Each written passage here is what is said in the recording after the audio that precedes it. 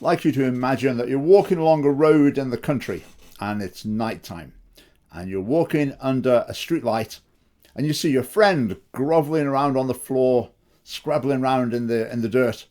And you say to him, "Oh, what are you doing? You're looking for something. Have you lost something?" Your friend turns around and looks at you and says, "Yeah, I've lost my car keys." You think, "Oh, I'll give you a hand. I'll help you to look for them. You dropped them around here, did you?" And your friend says, "No. Actually, I dropped them in the middle of that big field over there." And you say, "Well, what are you doing looking for them here then?" You say, "Well, it's pitch black in the middle of the field. I'm never going to find them there, am I? But at least I can see what I'm doing here. So at least I've got a chance." Now that story is an updated version of a little parable by old Mullah Nasruddin from the 13th century. Now, in a way, the SNP is like this man looking for his keys. Completely different place than where they were actually lost. Now, it's not just the SNP, it's actually virtually the whole of our society. But let's see what it's all about.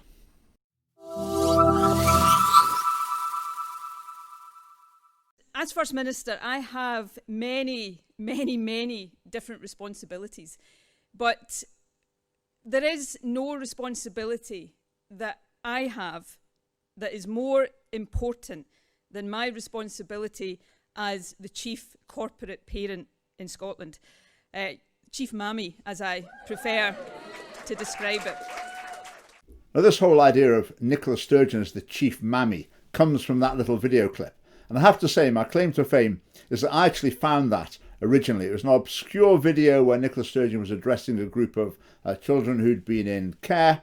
And she has the position of chief corporate parent in Scotland. The idea is that the whole government and various other agencies try and be surrogate parents for these kids who didn't have parents as they were growing up. So when people say Nicola Sturgeon said she was the chief mammy, she didn't really mean that she was like in charge of all the mums in Scotland. But this chief mammy philosophy does reflect what she really thinks, so I don't think it's unfair. But anyway, I found it first and spread it around, and it's caught on, and it's not quite a common thing to be brought up with regard to Nicola Sturgeon. But if you look at what she was saying there, she was talking to these children who'd been in care, looked after children, as she calls them. Now, for those children, something's gone seriously wrong family-wise. They've ended up without a mum or a dad or any other family member that could look after them, so they're in the care of the local authority. And Nicola Sturgeon wants to put right the damage that's done. Because it's quite obvious to see the damage. If you look at the statistics outcome for these children, it's a pretty bleak picture. It really is an area where kids need a lot of help. So the social work departments, schools, every arm of the state swings into action trying to make up to these kids. And that's obviously the right thing to do, isn't it? It's really good to try. Now, in the SNP and all the other parts as well, when they look at these, they look at it through the lens of their social justice philosophy. Some people have a disadvantage in life of some type, and we're going to make up for it. Now, they have the same sort of approach to race and sex and sexuality. They're completely different issues. They're different from each other. I'm not going to go into those at all at the moment. But the basic idea is this group's unfortunate in some way, so we're going to help them and or skew the system to their advantage to level the playing field. So an example of what they've done for these looked after children, so-called, is that they change the grades they need to get into university. So if you look at a university website, it will have entrance grades for Common Garden applicants. It will have entrance grades for pupils from certain so-called deprived postcodes or schools in difficult areas as well. They'd have lower grades, and then lower requirements still for someone who's been in care. Now, I'm not sure that's the best way to approach this. Surely providing excellent schooling and support to enable people to reach their full potential is the best way to go. I'm going to make another video about that. But what they're trying to do here, they're trying to help these children who are at a disadvantage. And also, that's in one particular case, looked after children. But more generally, the SNP and the other parties, they look at children who are in relatively poor families as well. And they want to try and help them because they can see that the outcomes for them are not good.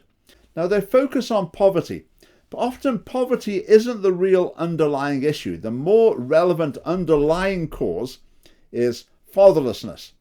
And it's the family breakdown of family structure that leads to the poverty rather than vice versa. They're obviously not going to put special grades on university entrance for kids who've grown up without a father. I mean, that would be regarded as outrageous. But this same sort of philosophy would suggest that that's what they should do. So what does the government do to try and help kids from poorer backgrounds or who've been in care or faced various difficulties?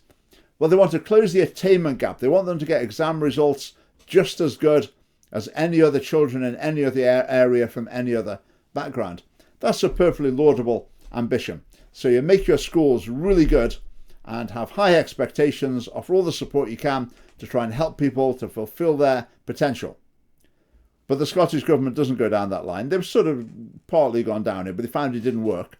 So what they're doing instead now is going more towards abolishing exams, let the teachers make the grades up, and that's going to solve the problem the easy way.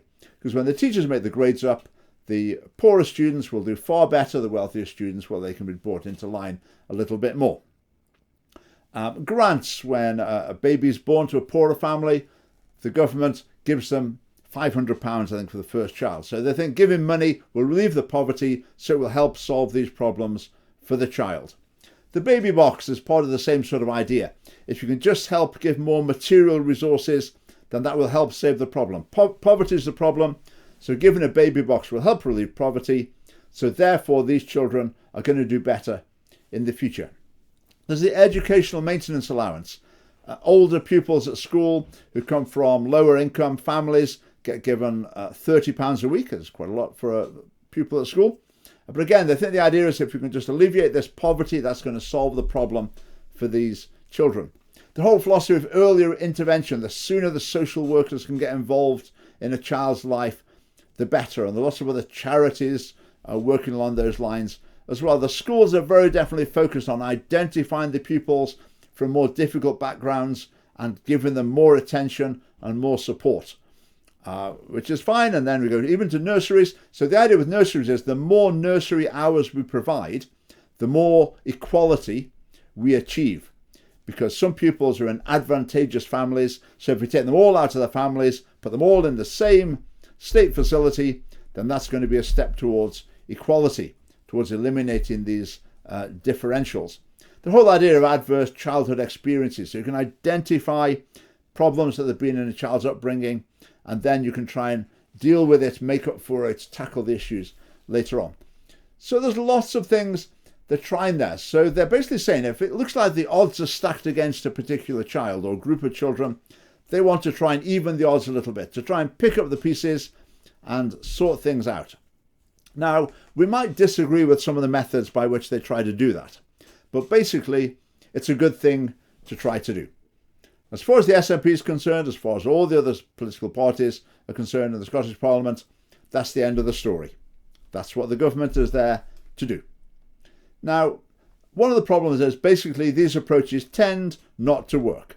No matter how much they try and cheat with the exam system or move the boundaries in various ways, still they find these children who've been brought up in these families have disadvantageous life outcomes in various different ways, virtually everything you can measure. But that's all they know is to try and pick up the pieces. So if we think of the old car keys parable from the beginning, it's as though they're searching where they understand. They understand the government trying to help children. They get that. Where things have gone wrong in the family, we can step in and see what we can do to put it straight. That's where the light's shining, if you like. That's under the street light. But where did this go wrong? These car keys were lost over in the field. Where did it go wrong? This went wrong with family breakdown or family structure being less than ideal, fatherlessness, etc. That's the root of the problem in many, many cases, and yet they won't look there because as far as they're concerned, that's out in the dark field and they don't understand it and they just don't go there. So prevention is better than cure. If you can have more and more children brought up in as close as possible to ideal circumstances, then that's going to make a big difference. So poverty is not an insignificant factor in children's outcomes. That's very definitely the case. But poverty is often caused by family breakdown. Children who have been brought up in poverty, relative poverty, why is that often? It's single motherhood, fatherlessness, two sides of the same coin. It's a different way of saying it. It's a massive factor. But in Scotland, they don't even bother to try to measure the effect of family structure, single parenthood, fatherlessness on outcomes for children. Because all they care about is poverty. They want to pin all of it on poverty because that's something they think that they can then just solve by throwing money at it. But in other countries where people do the research into this, it comes out quite clearly that the most important factor as far as children's outcomes are concerned, it's not poverty, it's not race, it's not religion, it's not the area that you live, it's family structure. If you've been brought up by mum and a dad, or better still, married mum and a dad, then things work out better for those kids than they do for kids in other arrangements. The further you move away from that, the less ideal the outcomes become. Now, the other parts, of course, won't touch that because they'll be accused in the media of being judgmental or whatever. For some of the parties, it is actually against their principles to even suggest that adults might consider their choices in the light of the well-being of children. Adults can do as they please relationally, have children in any circumstance they like. The state will then step in and sort it out, and everything's going to be fine. I mean, it's obvious what I'm going to say, isn't it? The family party's line is going to be prevention is better than cure, especially when the cure doesn't really work very well at all. If you want to improve children's well-being, you need to promote family stability. That means giving a message to men, be responsible. You'll find fulfillment in being a dad, in providing for and supporting a family. That can give you a sense of duty. Be a man, be a dad, and that's vital. Now you might think, oh, it's not politicians' job to be encouraging people to live in certain ways. Politicians never stop doing that. They're forever exhorting the population to behave in one way or another, do a bit more of one thing, a bit less of another thing. But this is a vital message that's currently missing from our political leadership. How about the message to women? I think to young women in particular, the message should be, it's tough being a single parent. It's not only tough for you, it's not ideal for kids. I know things are not always under our control, but it's not ideal for kids. The ideal is to wait until you're committed to a responsible man and you've got reciprocal commitment from a responsible man before having children. And that's an important thing to say, and it's an important message to inject into our culture. It's an important line to present in schools as well. You don't necessarily need to teach it as the official line, but they need to hear people making this case, and it's very persuasive. Alongside that, of course, promote marriage. Talk about it, teach about it, and just explain that marriage makes men do what women want them to and need them to. That is, to commit and to be a dad to their kids. So promoting marriage is good for men, it's good for women, it's good for children. How do you promote marriage? Obviously you can talk about it, cultural leadership, but also legislate transferable married person's tax allowance, make sure the benefits don't penalise marriage, make sure they recognise it positively. And in countries like Hungary, there are tax benefits to being married. So if you get married, you'll suddenly find yourself having a bit more in your pay packet. Now, as the Scottish Family Party, we're just starting the process of looking into some policies that we could adopt in that area in order to encourage and incentivise marriage. I mean, by the time it gets to the election this year, whenever it is, May or later on in the year, we'll have some policies in place. So watch this space. Some more policies in place in this area. We want to maximise the number of kids brought up by a married mum and dad because we care about kids. But we also care about public finances. Massive savings could be made if family stability was enhanced. At the moment, the cost to the state is enormous on trying to pick up the pieces because these problems go on into adulthood, to a whole host of social problems, including, for example, crime. If you look at prisoners, the number of them that came from fatherless homes, for example, the figures are pretty stark. So anyone wanting to tackle these problems needs to try and get to the root of them. Now, Nicola Sturgeon wants to be Chief Mammy of Scotland. I don't want to be Chief Daddy of Scotland. I want more and more kids to have their own daddy. If you're bothered about equality, poverty, child well-being, child development, you need to be supporting the Scottish Family Party because we get to the heart of the issue and prevention is better than cure.